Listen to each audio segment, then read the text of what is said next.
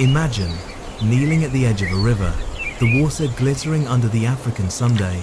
You lean forward to drink, unaware that just beneath the surface, two golden eyes are locked on you.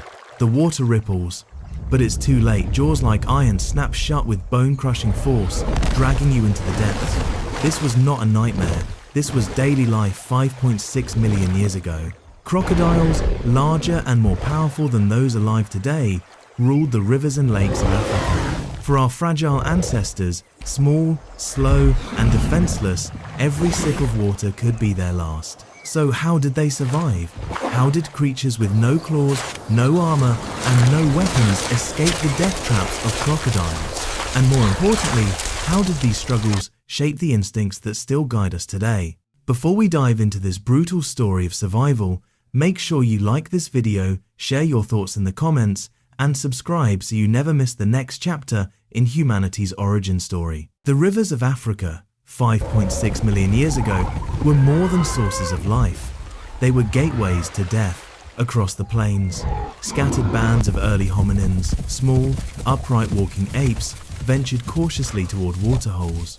Their survival hanging in the balance between thirst and terror. The landscape itself was in transition.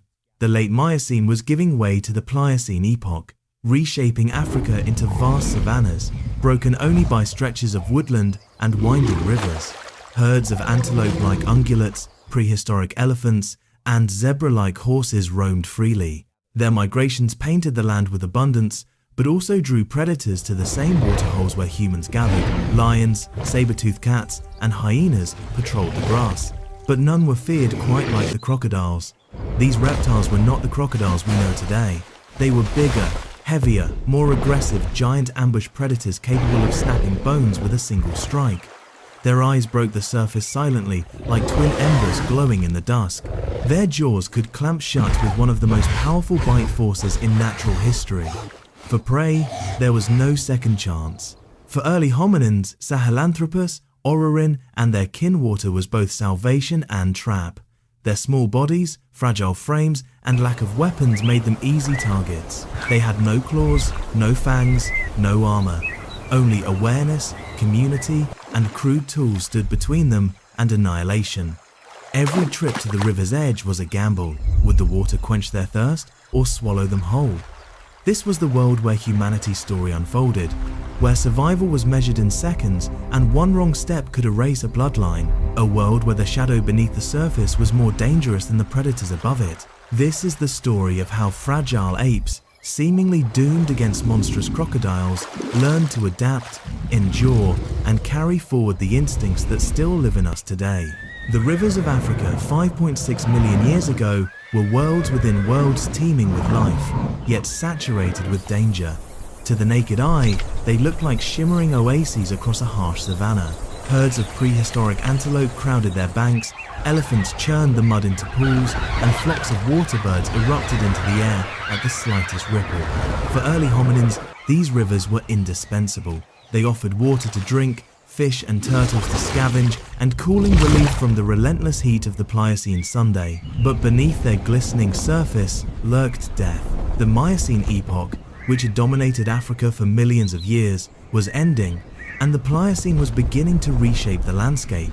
Rainfall patterns shifted, forests thinned, and sprawling grasslands spread across the continent. These changes made rivers and lakes even more critical. They became the beating hearts of ecosystems, drawing every creature, predator, and prey alike into close proximity. For fragile upright apes, the rivers were both lifeline and executioner, and in these waters ruled the crocodiles. Not the modern-day Nile crocodiles we know, though even they are formidable, but monstrous species that dwarfed today's reptiles. Some scientists believe that ancestors of the giant crocodilus, Thorbjarnarssoni, which could grow over 7 meters long, were already beginning to establish dominance in African waterways. These beasts were perfectly engineered for ambush, armored hides, nostrils positioned high on the snout to breathe while submerged, and eyes that could track movement with uncanny precision. Their hunting grounds were not the open savanna, but the hidden depths, where patience and silence turned water into a trap. The danger of these rivers was not limited to their predators, it was also their unpredictability. Seasonal rains could swell them overnight, flooding grasslands and forcing hominins to relocate.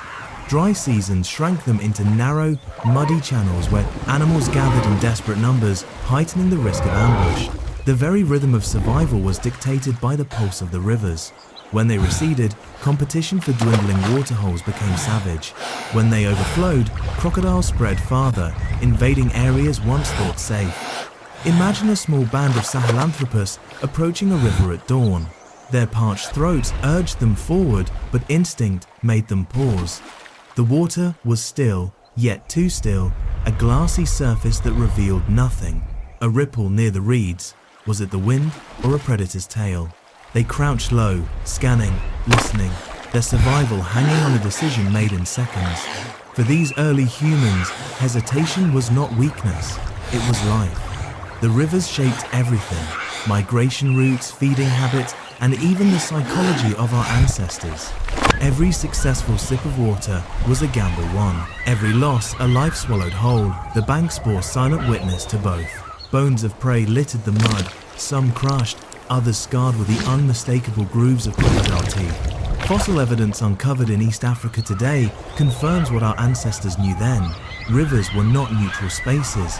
They were contested arenas where prey and predator played out the oldest game on Earth. It was here, in this crucible of fear and necessity, that humans began to learn. They learned that danger often lay hidden, that vigilance was as valuable as strength, and that survival meant respecting the unseen. The rivers of the Miocene-Pliocene transition were not just landscapes, they were lessons harsh, unforgiving, unforgettable. For the early hominins of 5.6 million years ago, to approach a river was to enter the deadliest classroom in prehistory. And the crocodile was the teacher that no one could ignore. At 5.6 million years ago, the beings who dared approach Africa's rivers were not yet fully human, but neither were they mere apes. They belonged to a fragile, transitional line early hominins who stood upright but remained small, slow, and vulnerable compared to the predators around them. These ancestors were the bridge between the arboreal past and the terrestrial future, caught in a dangerous balance between survival and extinction. The fossil record tells us that during this period, species such as Sahelanthropus chadensis and Orrorin tuganensis roamed the African landscape. Sahelanthropus, discovered in Chad and dating close to this era, stood only about a meter tall. Its skull shows a combination of ape-like and human-like traits. A small brain, protruding face, but with evidence of upright posture. Orrorin, found in Kenya, provides similar clues: femur bones suggesting it could walk upright for part of the time, yet long arms adapted for climbing. These were beings in transition, not masters of the savannah, but apprentices of survival. What made them distinct was their vulnerability. Crocodiles saw them as easy prey. Unlike antelope, which could sprint, or hippos, which could fight back, these small-bodied hominins had no natural defenses. Their teeth were suited for fruit and leaves, not combat. Their bodies lacked claws, their skin lacked armor, and their speed could not match the predators that stalked them. Even in groups, they were fragile. A crocodile strike was too fast, too decisive. Once jaws clamped down, there was no escape. And yet, these ancestors endured. How? They relied on three fragile gifts: awareness, social bonds, and adaptability. A lone hominin was an easy victim, but a band of them could act as multiple sets of eyes and ears. One might spot a ripple, another might hear the faint splash of a tail, and together they could raise alarm calls that sent the group scrambling back to safety. These early warning systems, primitive cries, gestures, or even simple body language were the seeds of communication. Danger did not just kill, it forced cooperation.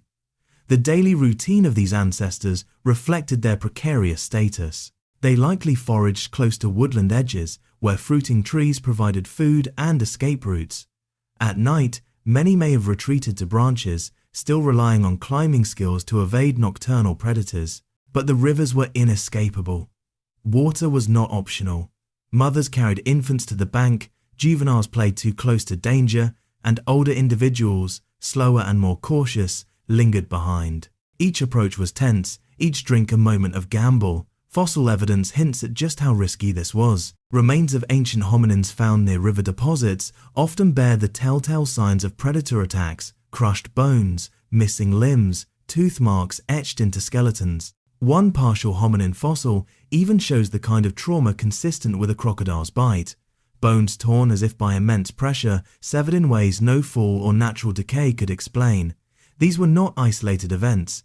They were patterns, reminders that crocodiles were consistent hunters of human ancestors. To live in this time was to exist as prey. Imagine a small troop of hominins at dawn, gathering cautiously at a riverbank. The juveniles fidget, thirsty and impatient, but the adults scan the water with haunted eyes. They know too well that silence does not mean safety. A crocodile may wait minutes, hours, even days for that one mistake. A hand extended too far, a foot dipped too deep, and in the blink of an eye, the calm surface erupts into chaos. It is easy to see this fragility as weakness, but in reality, it was a crucible. The very fact that these ancestors were so exposed meant they had to sharpen their instincts, cling to one another, and adapt faster than other species.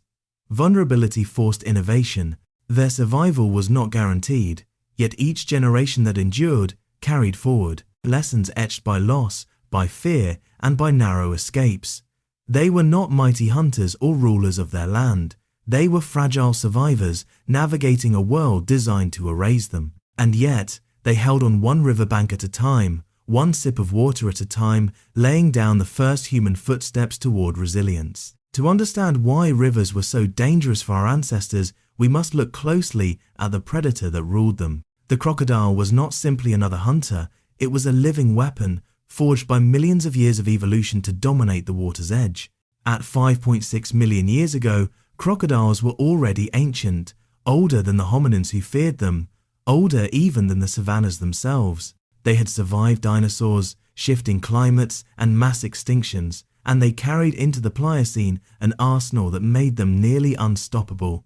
First, their bodies were perfect for ambush. With eyes and nostrils set high on the skull, a crocodile could lie almost completely submerged, invisible except for two watchful dots above the surface. Their scaly hides blended seamlessly with mud and reeds, making them ghosts of the water.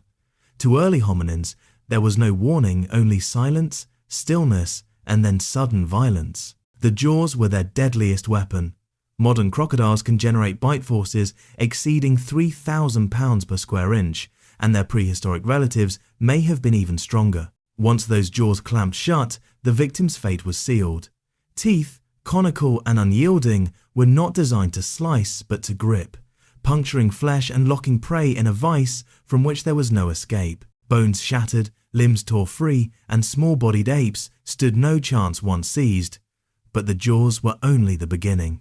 Crocodiles perfected a technique that made them uniquely terrifying: the death roll. After latching onto prey, they twisted violently, spinning with such force that flesh ripped apart and joints dislocated. For larger animals, this stripped meat from bone. For hominins, it meant instant dismemberment, their fragile skeletons torn apart in seconds. Speed added to their lethality. Despite their heavy bodies, crocodiles could launch themselves from stillness to explosive attack with astonishing quickness. One moment the water seemed calm. Next, a blur of scales and teeth surged forward. Scientists describe this as explosive strike power, a coiled spring of muscle unleashed in less than a second. To a thirsty ancestor leaning to drink, there was no time to react. Their patience made them even deadlier. Crocodiles could lie motionless for hours, even days, conserving energy until the exact moment of advantage. Unlike lions or leopards, which risk losing strength with every failed chase, crocodiles wasted nothing. They waited. They watched. And when prey came within range, they struck with precision honed by eons. This patience made rivers unpredictable. A dozen times a group might drink in safety, only for the 13th to end in screams and blood. Size was also part of their arsenal. Fossil evidence suggests that crocodiles of this era were larger than most of their modern descendants. Some species could stretch over 7 meters, heavier than a small car, strong enough to drag a struggling antelope or a desperate hominin into the depths. Even smaller individuals, 3 or 4 meters long, were more than a match for any ape. The river's edge was their kingdom, and every creature that approached did so at their mercy. But perhaps the most dangerous weapon crocodiles wielded was psychological. For hominins, crocodiles were invisible killers. Unlike lions, whose roars echoed across the plains, or leopards, whose spotted hides gave away their stalking, crocodiles gave no warning. They attacked from below, from silence, from places the eye could not see. Over generations, this cultivated a deep, instinctive fear of dark water. Even today, humans hesitate at the edge of murky rivers, their hearts quickening at ripples they cannot explain. That fear is not irrational, it is ancient memory, carved into our nervous system by survival against these predators. In the arsenal of the crocodile, every feature was a lesson in inevitability. Strength, stealth, speed, patience, and terror combined to make rivers deadly classrooms for our ancestors. And though countless lives were lost to those jaws, those very encounters began shaping the instincts, behaviors, and strategies that would one day allow humans not only to survive crocodiles, but to outlast them. For early hominins, to drink was to gamble, and the crocodile's arsenal ensured the house always had the advantage. For our ancestors, waterholes were more than gathering places, they were arenas of life and death. On the African plains 5.6 million years ago, water was scarce, unpredictable, and fiercely contested. Every living creature, from towering elephants to fragile hominins, was drawn to the same pools and rivers, and in these places of necessity, terror waited beneath the surface. Picture a dry season morning. The sun rises over a parched savanna. The grass is brittle, the soil cracked. A band of early hominins, perhaps Orrorin or Sahelanthropus, moves carefully toward a shrinking waterhole. Their throats burn with thirst. Their children cry for relief, yet their pace is hesitant. They know too well what lurks here. Bones scattered in the mud tell the story, antelopes dragged halfway into the water, zebra-like horses missing limbs, even the silent skulls of apes that once dared to drink. Every step closer to the bank is a confrontation with fear. Waterholes were natural ambush sites. As herds crowded together, the chaos masked the crocodile's presence. Dust rose from hooves, birds screamed overhead, and predators circled from the grass. In this confusion, a crocodile needed only one opportunity. The snap of jaws was often lost in the noise, until the shrieks of prey cut through the morning air. What began as a desperate rush for water became a stampede of panic. Those too slow were left behind, their blood mingling with the ripples. For hominins, the danger was even greater. Unlike antelope or zebras, they lacked speed. Unlike buffalo, they lacked horns to defend themselves. Their best strategy was caution. Fossilized riverbanks tell the tale. Tiny handprints and footprints pressed into hardened mud, often clustered just at the edge and turning abruptly back as if the individuals approached but then retreated in fear. These imprints are silent echoes of hesitation, the survival instinct of fragile beings who knew when to withdraw. Mothers faced the greatest risks. Carrying infants meant slower movements and greater vulnerability. Some must have lost children in sudden strikes, snatched from their arms by jaws that vanished into the depths. The grief of such moments, though unrecorded in words, is written into the fossil record of broken bones and missing remains. The waterhole did not discriminate. The weak and strong alike could fall victim. Even when crocodiles were not hunting, fear haunted the rivers. Early hominins developed behaviors to test the waters before drinking, throwing sticks, dropping stones, or waiting for larger animals to approach first. Watching antelope drink safely gave them confidence, while sudden panic in the herd sent them fleeing. These strategies, primitive as they were, show the beginnings of pattern recognition, learning that danger left signs and survival meant paying attention, yet no amount of caution guaranteed safety. Crocodiles could remain undetected until the very moment of attack. Imagine a young hominin crouching at the edge, lowering his face to drink, when suddenly the calm water explodes in a surge of scales and teeth. His cry is cut short as he is dragged beneath the water, thrashing violently before settling back into eerie silence. For the survivors watching from shore, the lesson was brutal but unforgettable. Even one mistake could erase a life.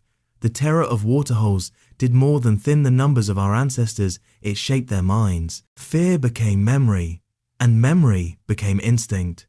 Over generations, these encounters etched caution into the fabric of their behavior. Even today, humans instinctively hesitate at murky rivers, wary of what lies beneath. That unease is not irrational, it is ancestral wisdom. Waterholes were not just places of thirst, they were crucibles of survival, where life hung on vigilance and timing.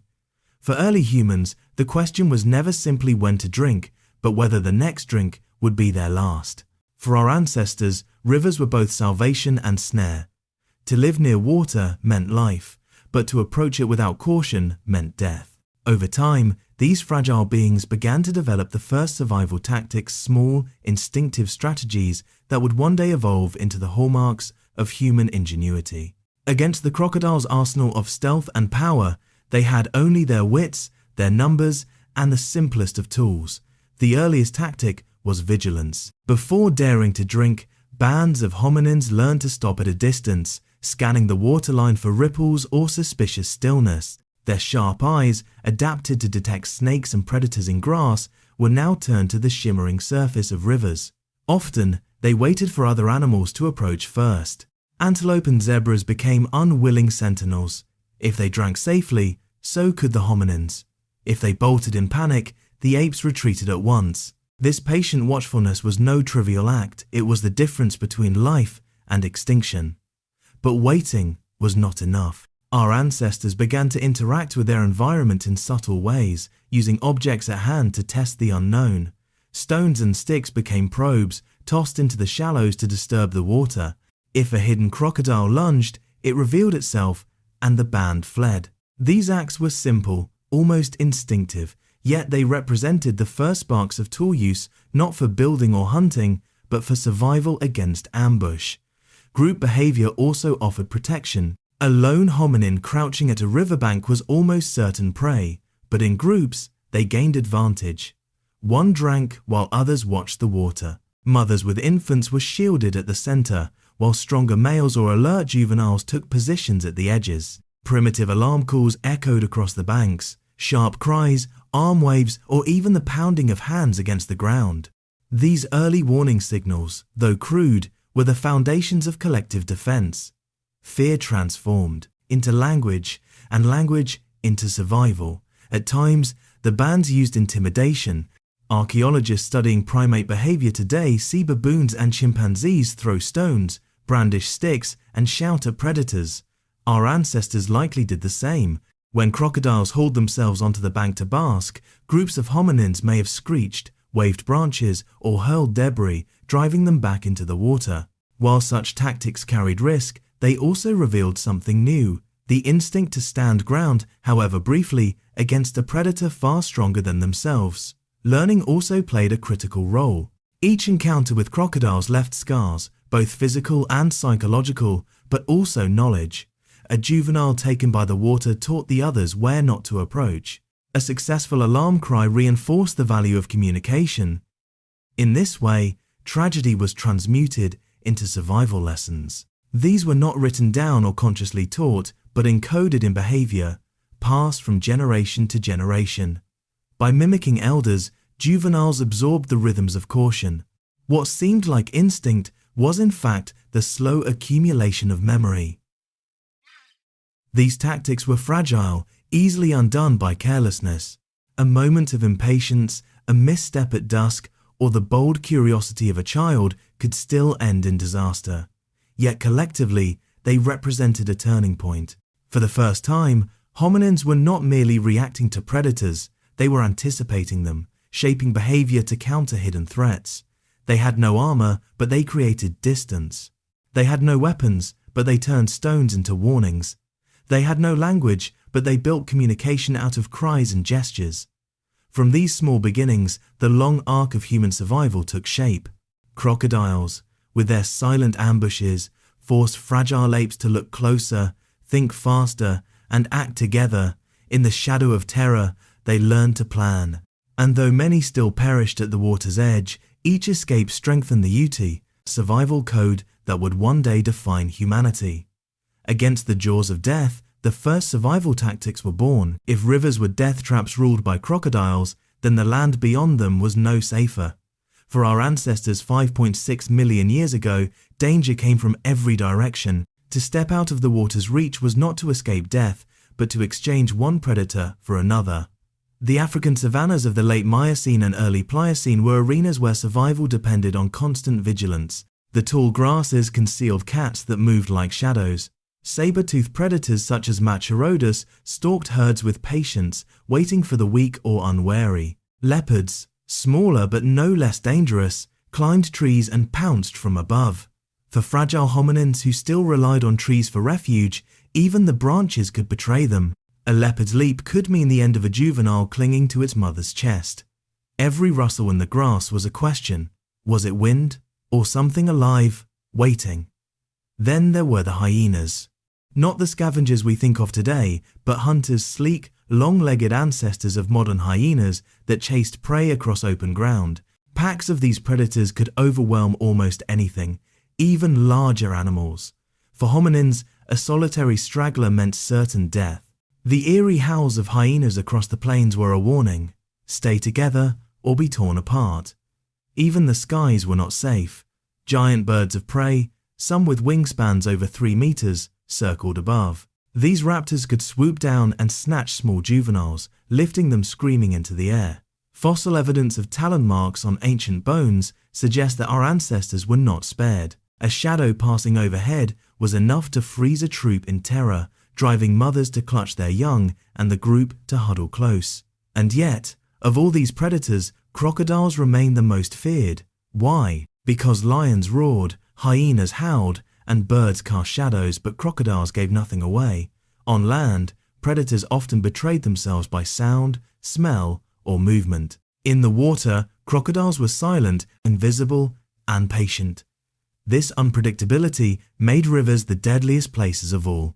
Still, the threat of land predators ensured that hominins could never let their guard down, not even once they left the water's edge. The result was a life lived on the edge of fear. Every environment carried its own risks. Approach the river and you risk ambush by crocodiles.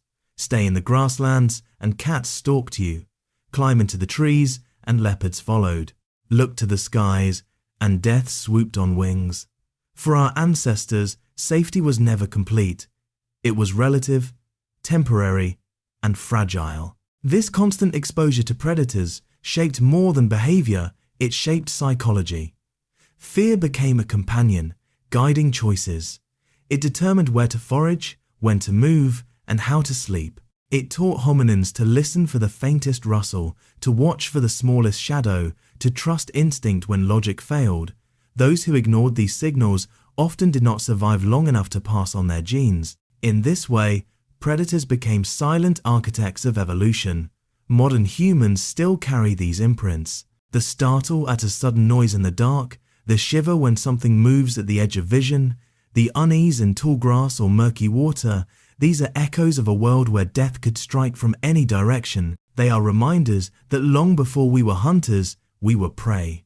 For the fragile beings of 5.6 million years ago, predators were everywhere. Crocodiles claimed the rivers, cats ruled the grasslands, hyenas owned the chase, raptors haunted the skies, and in this gauntlet of danger, early hominins carved out survival not by strength, but by caution, cooperation, and relentless adaptation. The world was not kind, but in its cruelty, it forged the instincts that made us human. For our ancestors 5.6 million years ago, every loss was more than tragedy, it was instruction. Death at the jaws of crocodiles, lions, or leopards was not meaningless, it was a brutal lesson etched into memory. In a world where survival depended on awareness, each encounter with mortality became a guidebook for those who remained. Imagine a band of orrerin approaching a riverbank at dusk. A juvenile, thirsty, and impatient, rushes forward before the others. In an instant, the water explodes jaws close around the child, dragging him beneath. Screams fill the air, but within seconds, silence returns. The band gathers, shaken, grief-stricken, but forever changed. From that day, no one approaches the river at dusk. The cost was terrible, but the knowledge was permanent. This was how survival worked in prehistory. There were no teachers, no books, no spoken language. The lessons were written in scars and bones. Those who lived long enough to witness a predator's tactics carried that awareness forward. The young learned not through words, but through imitation by watching where elders drank, how they moved, and when they waited. Death taught the survivors, and the survivors taught the next generation. Over time, this cycle transformed into what we might call ancestral wisdom. If one band learned that crocodiles struck most often in shallow reeds, they avoided those places. If another discovered that waiting for herds to drink first reduced risk, they passed on the habit. Each generation refined survival strategies, not through abstract reasoning, but through hard-won experience carved into daily routines. The evidence of this process can be seen in the fossil record. In East Africa, archaeologists have uncovered bones of early hominins bearing crocodile bite marks, severed limbs, punctured skulls, crushed ribs. These remains are stark reminders that death was common, yet alongside them are footprints preserved in hardened mud, showing careful approaches to water, clustered groups hesitating at the edge. These prints are the record of survivors, those who learned from the deaths of others. Even group dynamics were shaped by loss. When predators claimed the weak or isolated, hominins began to prioritize protection of the vulnerable. Mothers with infants were shielded, juveniles were kept close, and groups tightened formation near rivers. Death revealed the cost of neglect, and so bonds of care deepened. Cooperation became not just useful, but necessary. In this way, tragedy gave rise to social structures that would one day define humanity. Fear itself was a lesson. To modernize, fear is something to overcome, but to our ancestors, fear was wisdom. The pounding heart, the rush of adrenaline, the urge to flee, these reactions saved lives. Bands that heeded fear survived more often than those that ignored it. The ones who dismissed danger were taken, leaving behind lineages that carried forward caution. Death, in this sense, was a ruthless filter, shaping instincts through natural selection. There were also spiritual beginnings in this process. Though language was far in the future, early hominins must have felt grief when members were lost. They may have lingered near remains, avoided places of attack, or changed their routes to honor what had happened. In these behaviors, primitive as they were, lay the roots of something deeper. The recognition that death was more than disappearance. It was a force to be respected, remembered, and feared. So much of what we now call instinct began here. The hesitation at a rustle in the reeds, the unease at still water, the caution at dusk, these are not random. They are echoes of lessons written in blood long ago. Every death was a page in the unwritten book of survival. Without those losses, fragile bands of apes might never have endured, and humanity's story could have ended before it began. In a land where predators ruled, survival was never certain. But each tragedy, each sacrifice, ensured that the survivors carried forward not just grief, but knowledge. Death was the harshest teacher, but it was also the most effective. The struggles of our ancestors against crocodiles were not forgotten with time. They were etched into us, written into our biology, our instincts, and even our culture. Each generation that survived passed forward more than just genes. They carried lessons shaped by fear, sharpened by loss, and reinforced by survival. These lessons still echo in the modern human experience, reminders that we are the descendants of prey who learned how to endure. One of the clearest lessons is vigilance. Humans today possess unusually sharp pattern recognition compared to other primates. We notice ripples, shifts in shadows, or sudden stillness with uncanny speed. Scientists studying modern humans have found that people detect animal shapes, especially snakes and reptilian forms, faster than almost any other object. This ability is no accident, it is an inheritance. For millions of years, spotting the predator before it struck was the difference between life and death. The watchfulness at riversides, cultivated in terror, became an instinct encoded into our very perception. Fear itself became an evolutionary tool. Modern humans across the globe, even those who have never seen a crocodile, often feel uneasy near dark, murky waters. Children instinctively hesitate before dipping their feet into ponds or lakes. These reactions are not taught, they are ancestral memory. Fear, so often dismissed as weakness, was in fact survival wisdom. It kept our ancestors alive long enough to pass on their genes, and it still whispers warnings to us today. Social bonds were another lesson etched into our lineage. Hominins who banded together fared better than those who wandered alone. Protecting mothers with infants, keeping juveniles in the center, and posting sentinels at waterholes were strategies born of necessity. Over generations, this reliance on one another deepened into something more profound: empathy, cooperation, and shared responsibility. Crocodiles may have claimed lives, but in doing so, they reinforced the importance of unity. Today, human societies still thrive on these bonds, a legacy of predators that once stalked us at riversides. Tool use also advanced under this pressure. The first stones thrown into water, the sticks used to probe for movement, were more than random gestures. They were the earliest expressions of problem solving. These crude tactics planted the seeds of a new way of thinking, the recognition that the environment could be tested, manipulated, and controlled. Without crocodiles forcing our ancestors to probe the unknown, the timeline of human tool use might have been very different. In that sense, every flake of stone and every branch thrust into the water's edge was part of a larger story, the rise of intelligence itself. Even decision-making was shaped by these encounters. Hominins learned to weigh risks, to consider timing, and to balance necessity against danger. Should they approach the river at dawn, when crocodiles might be sluggish, or avoid it altogether until herds arrived? Should they risk a new waterhole or endure thirst for safety? These small choices refined cognitive abilities, giving rise to foresight and strategy. Today, when humans calculate risks from crossing a busy road to navigating complex societies, we are echoing decisions first made at crocodile-haunted rivers. The lessons were not purely physical or mental, they were also spiritual. Ancient humans came to see rivers, crocodiles, and predators as forces greater than themselves. In later cultures, crocodiles appeared in myths, religions, and symbols, often representing both danger and divinity. This reverence was born of deep memory.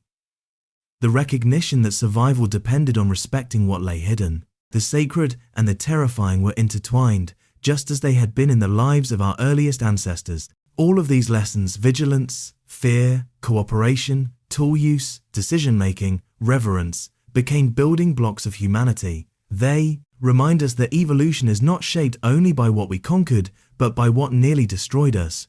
Crocodiles were not just killers, they were teachers. Their jaws pressed fragile apes into becoming sharper, faster, more united, and more thoughtful. And though millions of years have passed, the imprint remains. Every time we hesitate at murky water, every time our pulse quickens at unseen movement, every time we lean on others for safety, we are reliving the lessons taught by rivers of terror. These are not relics of the past, they are the invisible threads binding us to the story of survival. Our ancestors escaped crocodile death traps not by strength, but by learning, and those lessons, carved into us by fear and endurance, still shape the humans we are today. Though millions of years separate us from the hominins who trembled at crocodile-haunted rivers, their struggles still echo in us today. The world has changed beyond recognition. Cities rise where savannas once stretched, glass towers now stand, where watering holes once shimmered, but the legacy of fear, caution, and resilience remains written into our bodies, our minds, and our cultures. Instincts that refuse to die. Why do so many people still feel uneasy near murky rivers and lakes? Why does the ripple of unseen movement beneath water make the heart quicken? These responses are not irrational, they are inherited. For countless generations, our survival depended on recognizing the danger hidden in dark water. Children today often hesitate before stepping into ponds or rivers, even without being told to fear crocodiles. That hesitation is the whisper of ancestral memory, a reflex born of survival. The persistence of fear. Psychologists call this prepared fear, a tendency to learn and retain certain fears more easily than others. Humans can develop phobias of crocodiles, snakes, and spiders with surprising speed, while fears of modern dangers like cars or electricity rarely take root instinctively. The explanation lies deep in our evolutionary past. Predators like crocodiles stalked our ancestors for millions of years, shaping which fears kept us alive. These ancient terrors outlasted the predators themselves, etched into the nervous system of modern humans. Crocodiles in myth and culture. Across the world, crocodiles occupy a place of awe, dread, and reverence. Ancient Egyptians worshipped Sobek, the crocodile god of strength and fertility, protector of the Nile, but also a reminder of its dangers. In African folklore, crocodiles appear as cunning tricksters or relentless hunters. In Asia, they are river guardians, feared and respected. Even in modern literature and films, crocodiles often symbolize hidden danger, patience, and sudden violence. These cultural echoes are not random. They are the long shadows of encounters that shaped human evolution, survival codes in daily behavior. Subtle behaviors also reveal this legacy. People tend to avoid placing hands or feet in dark water, hesitate before swimming in rivers, or instinctively step back when ripples disturb the surface. Fishermen across generations developed rituals of respect before casting nets, mirroring the caution of ancestors who once tested water with sticks. Even in cities far from crocodile territory, these instincts persist. They may seem unnecessary, yet they are survival codes carried forward by time, ready to awaken when danger returns. Tools, strategy, and the human mind. The challenge of crocodiles may have accelerated more than fear, it may have sharpened intelligence. Using stones and sticks to probe the water was not merely reaction, it was problem solving. Recognizing that waiting for herds to drink first reduced risk was not instinct alone, it was strategy. These small innovations laid the groundwork for the cognitive leap that would define humanity. To this day, the human ability to anticipate hidden dangers, weigh risks, and create solutions reflects lessons learned at predator-filled rivers. Echoes in language and symbolism. Our very words betray the crocodile's grip on our imagination. The term crocodile tears describes false emotion, reflecting the predator's stillness before sudden violence. Phrases like lurking beneath the surface or waiting like a crocodile evoke danger hidden in calm appearances. Even metaphors of betrayal and ambush are steeped in imagery inherited from encounters with reptiles that attacked from below, unseen until too late. Modern confrontations. In some parts of the world, these echoes are more than metaphor. In Africa, Southeast Asia, and Australia, crocodiles still claim human lives each year.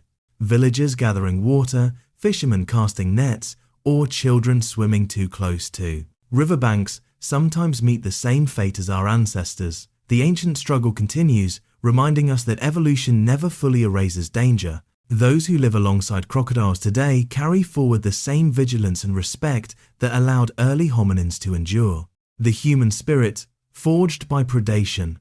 Perhaps the greatest echo is not fear itself, but resilience. To live for millions of years as prey and yet survive required more than caution. It required adaptability, cooperation, and determination. These qualities became part of who we are. Every innovation, fire, weapons, agriculture, civilization was built on the foundation laid by fragile beings who learned to endure predators far stronger than themselves. Crocodiles may have taught us fear, but in doing so, they helped teach us how to survive everything else. The rivers may no longer define our daily existence, but their memory runs in our blood. We are not separate from the past, we are its continuation. Each ripple on dark water, each shiver at unseen movement, each tale of crocodiles in myth and culture is an echo of the death traps our ancestors escaped. And those echoes remind us of a truth often forgotten. Before we were hunters, we were prey. The story of our ancestors 5.6 million years ago is not just about survival, it is about transformation. Fragile apes, no taller than a child, faced rivers that hid jaws strong enough to snap bone in an instant. They had no weapons, no fire, no language as we know it, and yet they endured. They endured because fear became wisdom. They endured because tragedy became memory. They endured because every death carried lessons that made the next day's survival more likely. These lessons were not written in books, but in footprints pressed into mud, in scars carved into skin, in instincts carried forward in blood. The crocodile's ambush was more than a threat, it was a test. Those who learned to wait, to watch, to probe the water before drinking, survived. Those who stayed close to the group, who heeded fear rather than ignoring it, lived long enough to pass on their genes. Every cautious glance at rippling water, every heartbeat quickened by unseen movement, became part of what it meant to be human. And in this way, the crocodiles shaped us. They forged instincts that remain alive within us even now. They taught us vigilance, patience, and respect for danger. They reminded us that survival was never guaranteed, but always earned. So the next time you stand near a river or feel unease at water you cannot see through, remember this, that fear is ancient. It is the echo of battles fought long before civilization, when survival was uncertain and every shadow might hide death. It is the memory of our ancestors, those who refused to give in, those who endured the crocodile death traps so that you and I could stand here today. If this journey into the deep past has made you feel the weight of our ancestors' struggles, take a moment to honor their story. Give this video a like to support our work in bringing these forgotten battles to life. Share your thoughts in the comments. What do you think was the most terrifying challenge our ancestors faced? And don't forget to subscribe to our channel, because this is only one chapter in the incredible human story. The next episodes will take you even deeper into the world where every step was a fight for survival.